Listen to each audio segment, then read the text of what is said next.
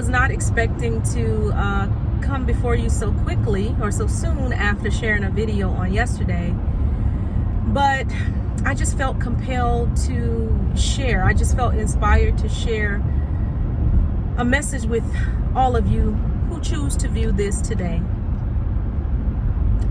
You know, when I share these videos, I'm often inspired either through praying, either through just life in general, whatever way that I'm inspired, and I come before you and I share these messages. But I began thinking so much of what we need today is each other's stories. You know, the Bible is so important. And the stories in the Bible, the Word of God, is a testament to who God is, His strength, His saving, and His redemptive power. The ways that He showed Himself strong on behalf of those who chose to serve Him, who chose to honor Him, and the way He revealed Himself to people. So it is so paramount and instrumental to the life of a believer. But I also believe that our lives as believers, our stories are instrumental to one another because they demonstrate the ways in which we've overcome. Sometimes it's hard to relate to the story of someone who lived thousands of years ago. And it might be easier to relate to someone who's in your here and now, who's dealing with a present struggle and how they overcame that.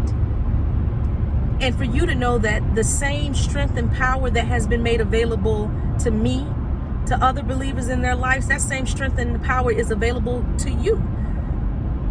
And so the other day, while I was praying, I don't even know if I was praying, honestly. I'm not sure what I was doing because my mind is always flooded.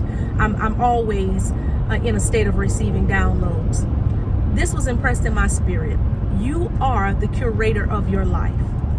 And you know, a lot of times believers will shun things like that because they say, no, God is in control. God is in control. But let's remember that the sovereign God gave control of the earth to man. He gave control of the earth to Adam and Eve. And that's why Adam and Eve were able to use their authority in the way that they used it when they made a decision to eat from the tree that they were explicitly told not to. If God controlled man's will, that would have never happened. So when I say that I'm the curator of my life, that you are the curator of your life, certainly there are experiences that happen, that there are things we experience. And some of these experiences are of our own doing, whether or not we unknowingly do this or unknowingly do this. Knowingly or unknowingly do this. And sometimes we are impacted by or shaped by experiences, I cannot say experience today, that are of others doing. But no matter how the experience comes, no matter how the situation comes, we have the choice as the curator of our lives to take those pieces, those experiences, and to shape and assemble them in any way that we like. And sometimes we assemble them and we end up with a victim mindset. I know I suffered from that everything was against me, that there was nothing working for me. I used to struggle with that mindset for so long because hand just dealt me a set of cards, not of my own doing in my early life, that made things difficult for me as I grew up. And while I had no control over those things, I did have control of the person that I was going to choose to be, how I was going to respond, how I was going to act, how I was going to dictate and order my steps. But I understood this from the position of committing and submitting myself to God. Because what good is a plan that doesn't have the support of heaven backing you up? That where you aren't led by the person who knows all, who sees all, who can show you, hey, you might not want to go that way. There's a landmine there, or there's an obstacle there. And so I've had to step out when I felt uncomfortable because I knew that I wanted my life to look a certain way. And I knew that I wanted to call to it the experiences that I knew were going to help me be my best self.